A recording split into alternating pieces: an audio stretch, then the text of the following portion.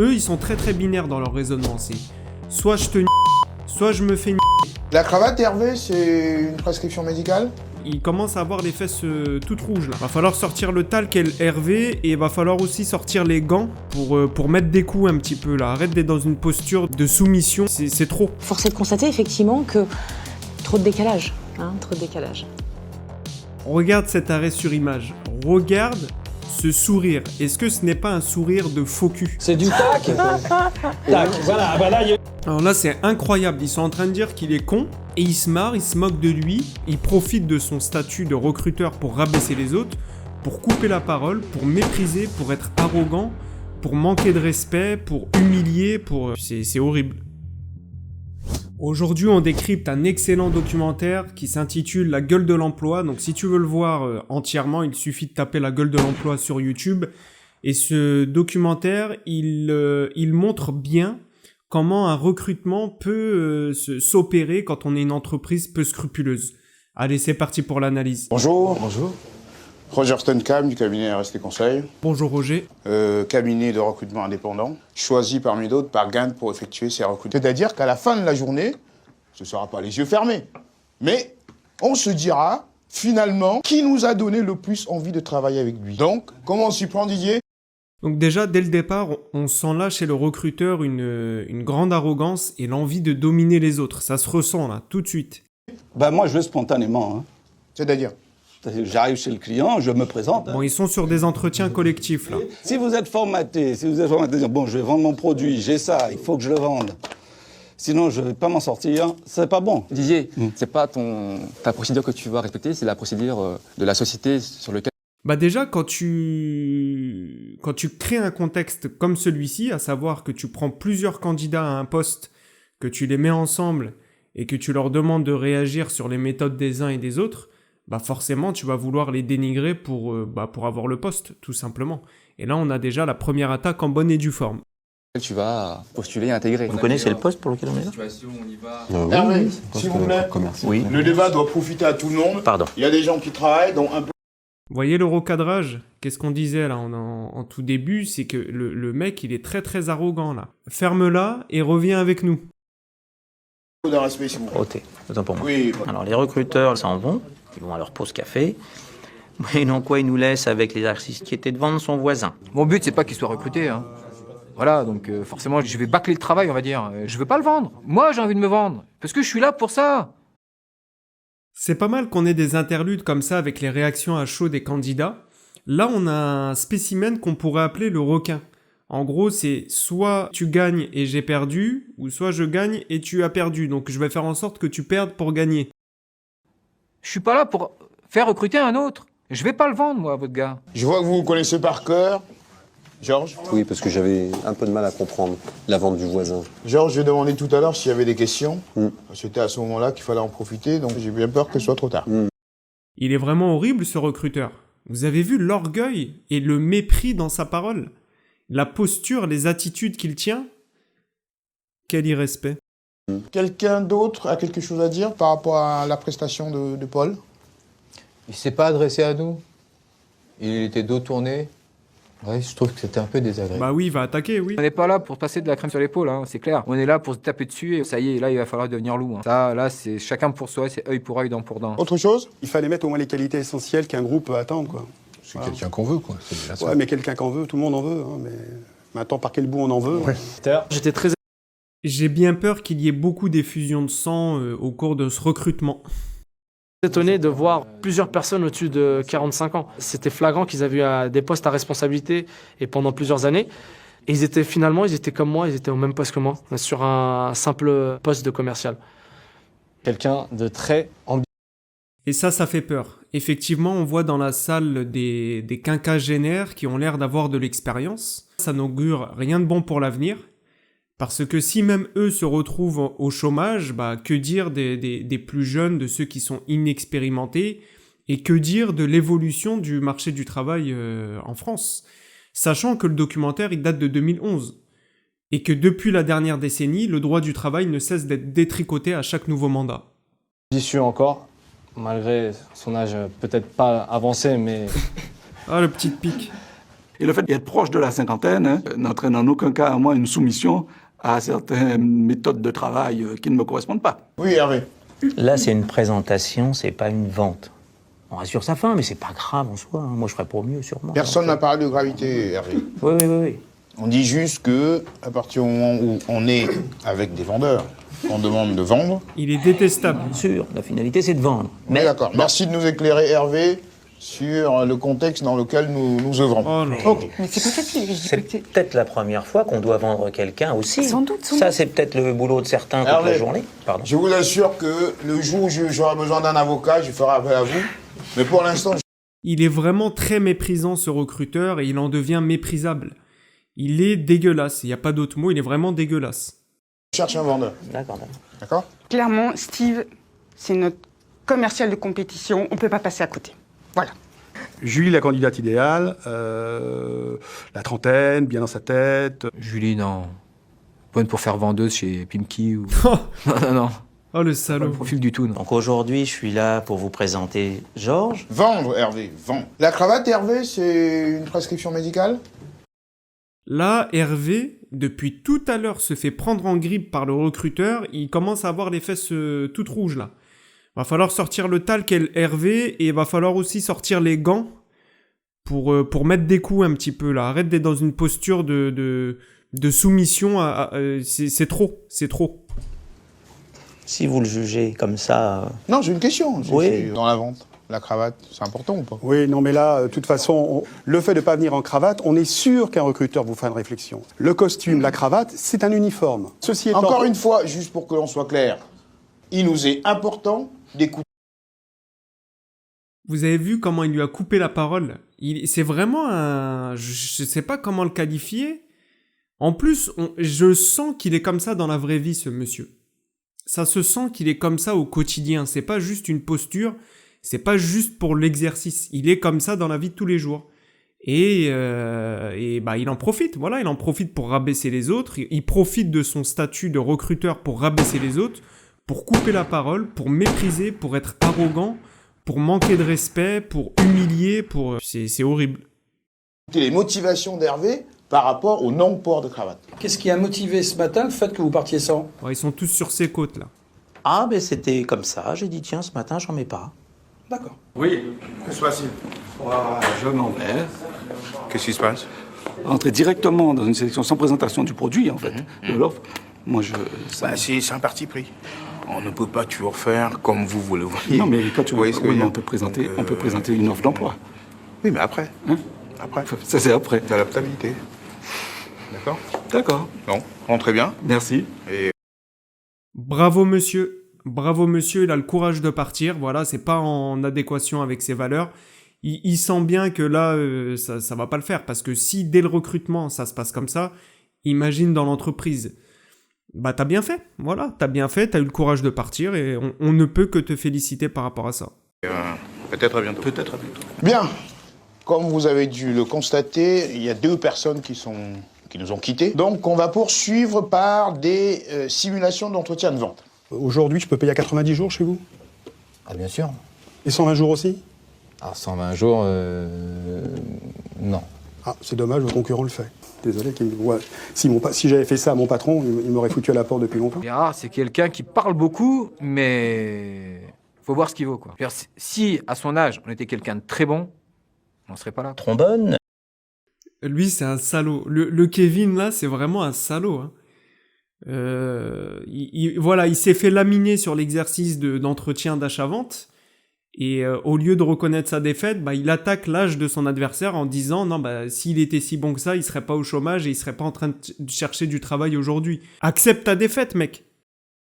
Vous en utilisez beaucoup également? Si, il vous perd du temps, là. Nous sommes là, vous êtes là, on fait ce que l'on veut de vous, nous sommes les maîtres. Du coup, il a voulu diversifier Hervé. Enfin, Alors, Georges, l'a fait. on était là, hein, on a vu ce qui s'est passé. Hein.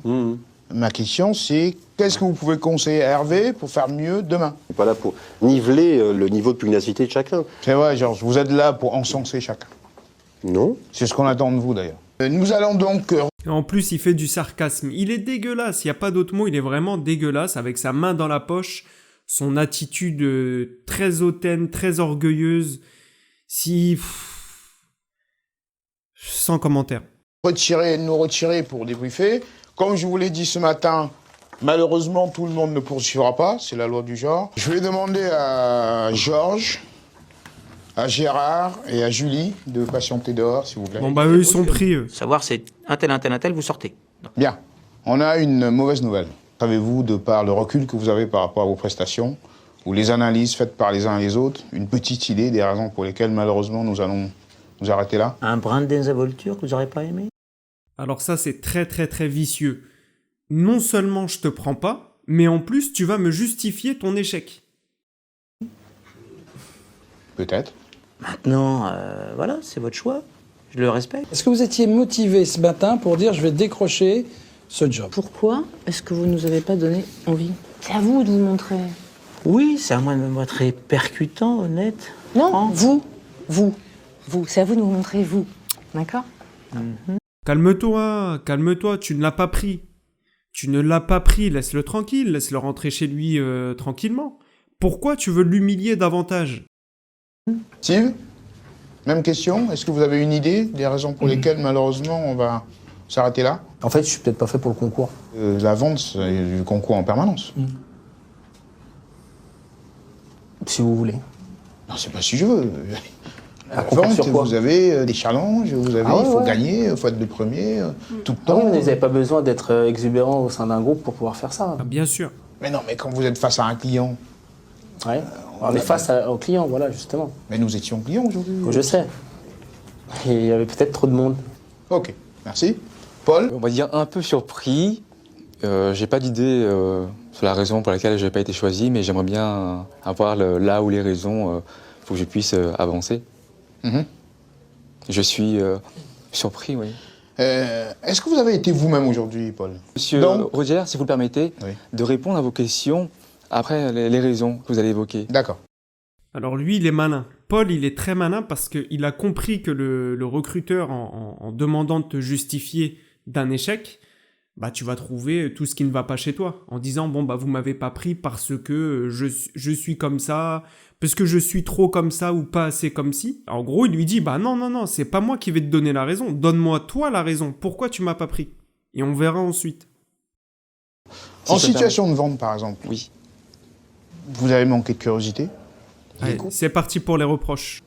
Et vous êtes parlé à vous-même, vous vous êtes vendu à vous-même, en fait. Il y a un problème de compréhension. Des trucs bateaux, en plus. D'écoute, de curiosité, donc d'empathie. Ce que vous nous avez montré aujourd'hui n'a pas été... C'est vrai que toi, l'empathie, c'est vraiment ton fort, toi. Ça se voit. Hein. Convaincant. Voilà. D'accord? Paul, je vous écoute, mais en fait, je vous interromps parce que vous ne répondez pas aux questions. Vous dites votre vérité, et c'est exactement ce qui s'est passé pendant la journée.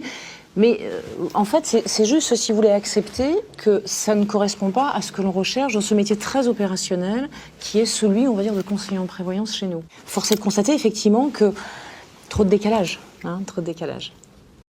Regarde cet arrêt sur image. Regarde ce sourire. Est-ce que ce n'est pas un sourire de faux cul? C'est le sourire de faux cul par excellence. Je te jette, je t'humilie, et en plus, avec le sourire. Ça casse, quoi, ça détruit, ça vous détruit, quoi. C'est comme si on avait voulu me détruire, quoi, ce jour-là. Et là, quand même, ce qui nous pose question aussi, c'est les deux personnes qui nous ont quittés. Il y a un taux de chômage qui est aujourd'hui assez important. Comment se fait-il que des gens comme ça... C'est vrai qu'on peut s'interroger entre ce qu'on entend dire sur le nombre de travailleurs cherchant un emploi. Bah oui, c'est étonnant de savoir qu'il y a des gens qui n'ont pas nécessairement envie de travailler, il faut dire de toute façon, ouais. Donc le monsieur qui a eu le courage de fuir cette mascarade tout à l'heure et de partir, apparemment il n'a pas envie de travailler, donc il s'est cassé le cul à se lever le matin certainement très tôt, à s'apprêter, à mettre un beau costume cravate, parce qu'il n'a pas envie de travailler. Là c'est du foutage de gueule. Exercice suivant, je vais vous demander de choisir librement un personnage. Napoléon. Georges. Pas trouvé encore. Julie. Tu vas te faire taper dessus, Georges. Georges. On me dirait... je vois pas du tout. Georges, tu pourras trouver. Hein. Regardez ses attitudes. Mon frère. Bien. Bien. Un cataclysme d'ordre planétaire menace de rayer la vie de la Terre. Heureusement, il reste une place dans un vaisseau spatial destiné à sauver l'espèce humaine. Donc chacun va convaincre les autres candidats du fait que, bien entendu, son personnage doit être sauvé en priorité. Alors pourquoi Victor Hugo? Donc là, ça va être la guerre. Hein. Ça ne peut qu'être la guerre, puisque quand tu sélectionnes 3 candidats, que tu les fais choisir un personnage et que tu leur demandes de défendre leur personnage contre celui des autres candidats, bah forcément, il va avoir des coups, des attaques. Et en gros, c'est comme sous l'Empire romain où on mettait les gladiateurs face aux lions, quoi. C'est ça, c'est l'arène aux lions, en fait. Je pense que c'est quelqu'un qui ira jusqu'au bout de ses idées pour le bien-être de tous. Donc ça, c'est important au niveau politique. Napoléon aussi a été exilé, si tu veux aller par là. Mais donc je pense... l'île d'Elbe, il n'a pas passé 6 mois. Donc, oui, mais je pense que Napoléon a une forme d'arbitraire en lui, limite dictatoriale. Georges, il est très effacé. C'est un débat, Georges. Et rien, Tout à fait. Et rien que pour ça. Pendant un moment, je regardais un peu les recruteurs. Je voyais les sourcils qui remontaient en se disant, la vache, ça y va sec quand même. Bon. J'ai choisi mon frère, effectivement, qui m'a prouvé, ne serait-ce qu'à moi. Mais finalement, c'est uniquement un lien affectif. Georges, rien ne dit que dans le vaisseau spatial qui va nous emmener, il n'y a pas des gens qui ont le profil de ton frère. Voilà, donc, qu'est-ce si qu'il tu peut veux, apporter aux autres? moi, si c'est pour avoir ton frère, De alors plus. que dans le même vaisseau spatial, j'ai quelqu'un qui est... Je peux avoir mon mari qui aussi. peut avoir, je dirais, qui est humain, qui connaît bien... Et ils se marrent, ils s'éclatent, ils sont bien. Mais Georges, il n'était plus là. Mais là, il n'était plus là. Il aurait été même plus là dans la salle, on ne l'aurait même pas vu partir. Aïe. Moi, je te suggère de lire également, je vais vous dire une tout ce chose. que Napoléon a fait. Vous m'écoutez? Il te déplaît. S'il vous plaît. Mais donc, ça veut dire qu'il est peut-être l'homme de la situation, mais pas... Oh là là. Donc là, c'est la gênance. Le gars qui demande la parole gentiment, s'il vous plaît, et auquel on octroie même pas un petit regard, là, j'aimerais pas être à sa place. Parce qu'il te déplaît, il ne doit pas prendre la place. Non, je ne fais pas cet amalgame-là. Non. Je vais quand même placer ce que je voulais dire tout à l'heure, c'est que si vos personnages n'avaient pas existé, le monde aurait-il été différent? Si ma tante avait des roues, ce serait un autobus aussi. Enfin, on peut partir très très loin comme ça. S'ils n'avaient pas existé, mais ton frère non plus. Non, mais c'est pas ça, c'est que... Oui, bon, d'accord. Bon, Georges, il a complètement abandonné, là. Il s'est fait laminer sur cet exercice. Elle est pas mal, la petite blague de la candidate, là. Ça détend l'atmosphère, c'est rigolo, voilà. On a existé, oui, c'est sûr que c'est... Ok. Nous allons passer maintenant à la partie de la présentation de l'entreprise et notamment à la partie présentation du poste. Vous postulez au sein d'une entreprise dans un poste de conseiller en prévoyance. Ce groupe pèse 17,7 milliards. Donc, ils savent seulement à la fin du recrutement et des exercices pour quel poste ils ont postulé, c'est-à-dire conseiller en prévoyance. En d'autres termes, rien d'autre qu'un simple vendeur. Donc tout ça pour ça. D'euros de chiffre d'affaires pour 620 millions d'euros de résultats nets en 2009. Alors, vous êtes sur un métier de conquête et de fidélisation, mais d'abord de conquête. Est-ce que vous comprenez bien le monde dans lequel vous arrivez? C'est important à ce stade-là, hein? D'accord? Et là, on va rentrer un peu dans le cœur du sujet. En tout cas, j'espère que ça vous intéresse, parce que là, on passe à la rémunération. Et la rémunération dans les compagnies d'assurance, c'est toujours un peu particulier. Donc C'est un peu particulier, ça veut dire que tu seras payé au lance-pierre et je te donnerai le minimum syndical. C'est ça que ça veut dire. Vous allez rentrer dans un monde nouveau. Je vais laisser la main à Grégory qui va Enfin, si vous êtes intéressé, parce qu'on peut s'arrêter à cette présentation sommaire. Non, mais je... Et en plus, ce monsieur Grégory, là, avec son air de maître d'école, avec son... Ah non, mais c'est que si vous êtes intéressé, hein, arrête de faire du suspense, ils vont être payés au SMIC, mec. Je suis très intéressée. Donc, premier étage de la pyramide, le fixe. Donc le fixe, on va mettre un montant derrière, en fait c'est le SMIC. Voilà. Donc 1380 et quelques euros aujourd'hui. Après, les commissions, déplafonnées. Des questions? Les commissions déplafonnées, ça fait rigoler. Ça veut dire qu'il n'y a pas de montant maximal, vous allez faire du 50 000 balles par semaine, ouais, arrête. La question qu'on a dû vous poser à maintes reprises, mais que je ne peux pas faire autrement que de vous la poser, cette partie fixe. Pourquoi est-elle si basse? On a des personnes qui gagnent très bien leur vie avec ce système de rémunération. On ne veut pas baisser leur rémunération. Ce sont les meilleurs commerciaux du réseau. Très clairement, on ne veut pas qu'ils gagnent moins demain. D'accord, donc voilà. Ça a été calculé dans cette optique-là. Hein. Très clairement, c'est une prime aux bons producteurs. Est-ce que si aujourd'hui nous sommes retenus, sur ces bases-là, est-ce que ce salaire fixe est amené à bouger au bout d'un certain moment? Non, parce qu'en fait, on est plutôt compétitif en fait sur le marché par rapport à ça. Ah, vous êtes compétitif par rapport à ça?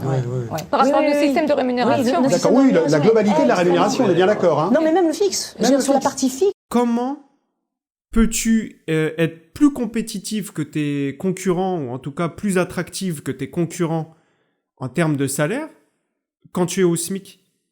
Le SMIC, c'est le minimum syndical. C'est légalement, tu ne peux pas payer moins que cette somme-là. Donc comment tu peux être mieux que tes concurrents? Au mieux, vous êtes pareil. Au mieux, vous êtes pareil, en fait. Oui, absolument. On est compétitif. C'est-à-dire la totalité de l'architecture de la rémunération est compétitive sur le marché des assurances. Donc vos concurrents sont moins bons que vous, c'est ça? Oui, absolument. Oui. Impossible. On a des rotations, si vous voulez, de collaborateurs qui nous quittent. Et puis il y a aussi, je dirais, notre propre sélection par rapport à des collaborateurs que l'on ne trouve pas suffisamment impliqués pour pouvoir réussir le développement qui est nôtre. C'est le fameux turnover dont on parle souvent? Ouais. Et on le retrouve. Il représente quoi d'ailleurs à ce propos? On vous répondra tout à l'heure. Est-ce que... Le turnover, on appelle ça le taux de rotation en français. En gros, c'est la fréquence de départ des salariés d'une entreprise. Et souvent, ce taux de turnover, il est lié à une mauvaise ambiance de travail ou à de mauvaises conditions de travail. Là, si elle n'a pas répondu, c'est que le chiffre doit être extrêmement élevé. On se doute bien que dans des conditions pareilles, on va te mettre une pression tous les jours, tu seras payé au lance-pierre, les gens ne restent pas. C'est pour ça qu'elle botte en touche et qu'elle ne donne pas le chiffre, parce que le chiffre, il doit être hardcore, le chiffre. La présentation qui vous a été faite vous donne envie de poursuivre dans les entretiens? Absolument pas. Je dirais, quelle que soit votre décision, on respectera effectivement vos choix. Hein. Jeudi. Oui, indéniablement, oui. D'accord. Oui. Georges. Oui.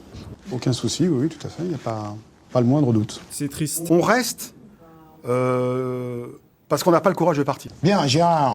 Bon, il parle de courage, peut-être, mais il n'y a pas que ça. On connaît pas la situation des uns et des autres. Peut-être que les personnes sont dans un cadre très très très précaire et qu'ils ont besoin de ce travail. Déjà, quand tu es au chômage, t'es fragilisé.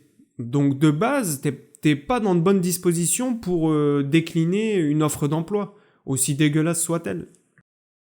On arrive à l'entretien individuel.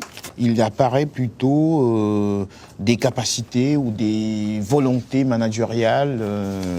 Comment vous réagissez face à ça? Vous parlez quand même très très concrètement sur cette question qui est cruciale, c'est à quel poste vous postulez aujourd'hui? Je préférais mettre mes qualités et mes capacités à un poste, alors évidemment qui reste à déterminer en fonction des besoins de l'entreprise, mais un poste d'encadrement avec une formation adéquate bien évidemment.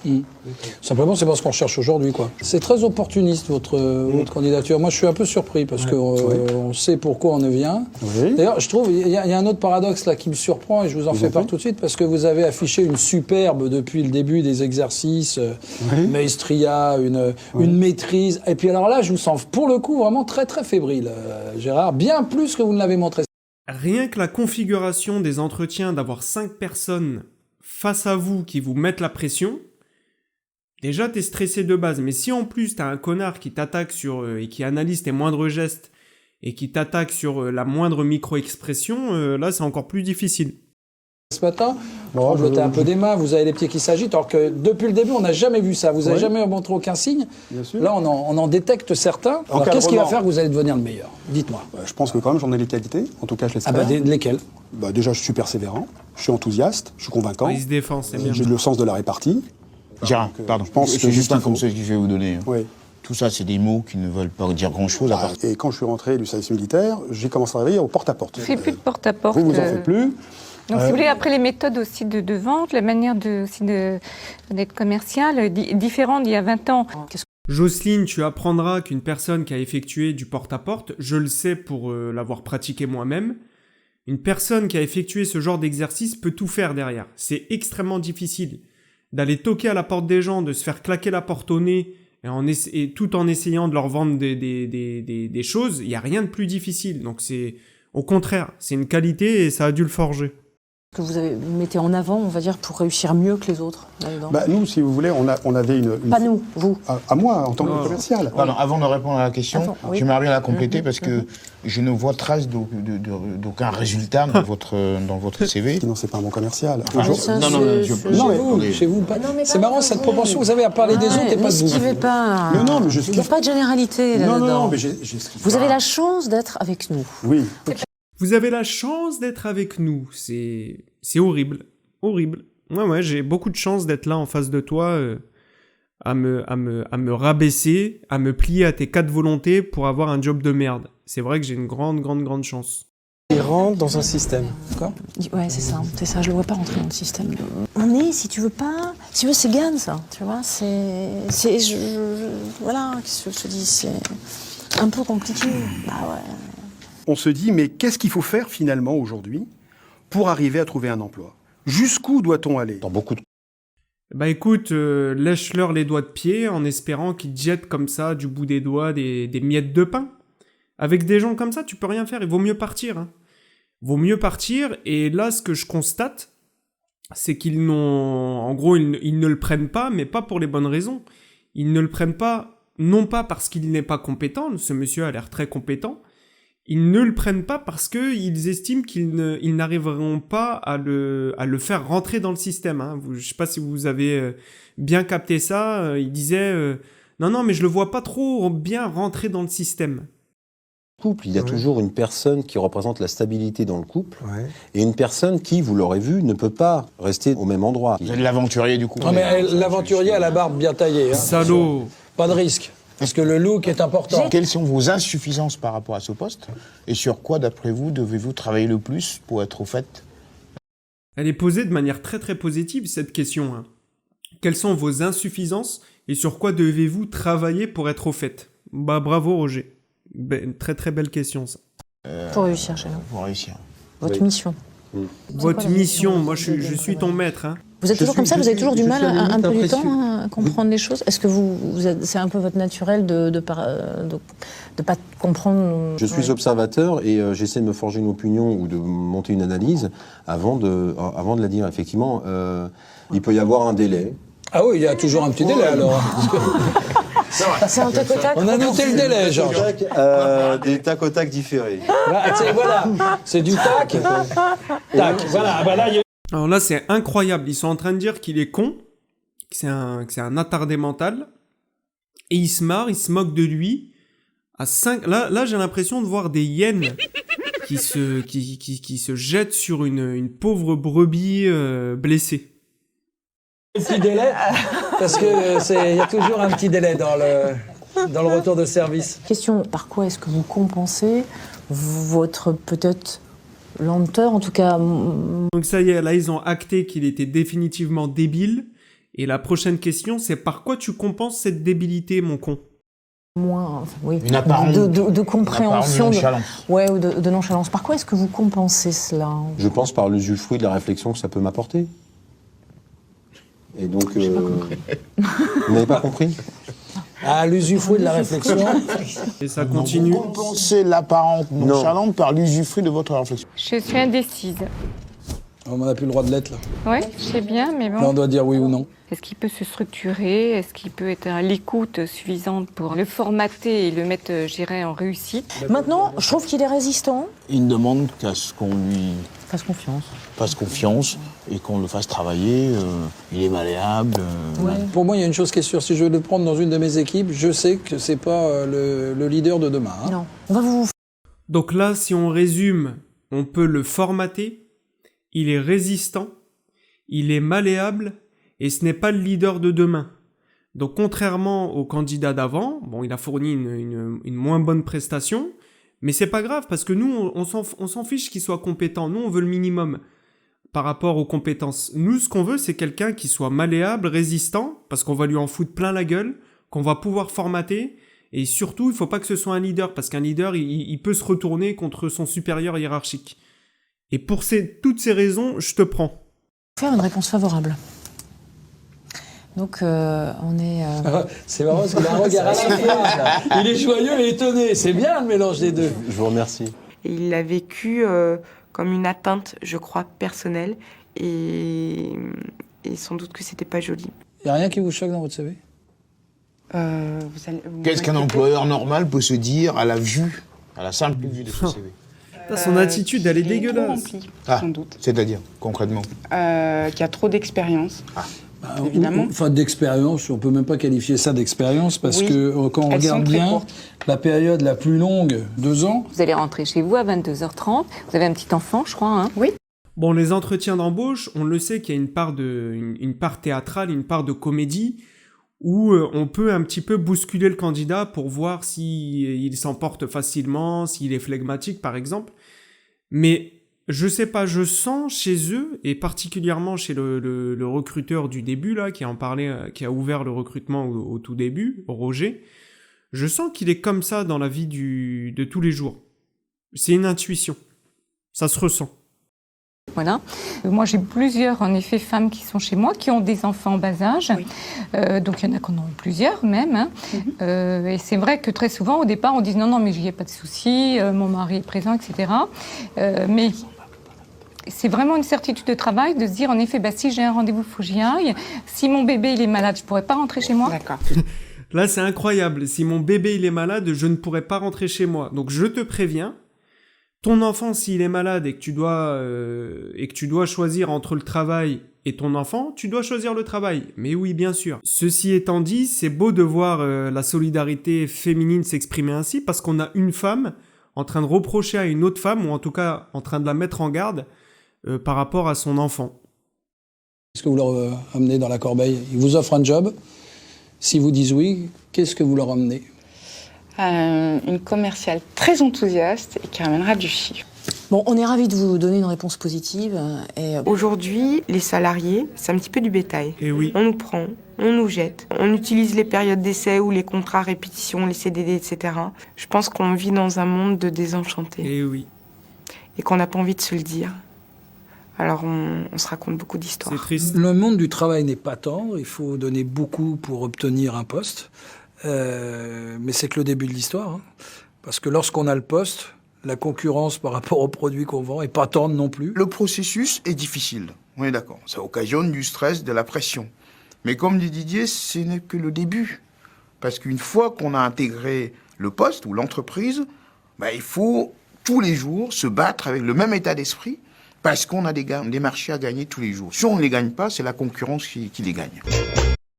Bon, le documentaire est terminé. Là, les 2 salauds là qui parlent, les 2 recruteurs, les 2 coqs en pâte, ils ont vraiment des mentalités de requins. C'est ce qu'on disait tout à l'heure. C'est-à-dire que si ce n'est pas nous qui gagnons les parts de marché, ça sera l'entreprise. En fait, eux, ils sont très très binaires dans leur raisonnement. C'est soit je te soit je me fais Il n'y a pas de juste milieu. Tu peux pas te défendre, tu peux pas évoluer sans faire de mal aux autres, selon eux. Ça, ce sont des personnes très très dangereuses. Cette vidéo est terminée, mon ami. Je te dis à bientôt pour la prochaine. Peace.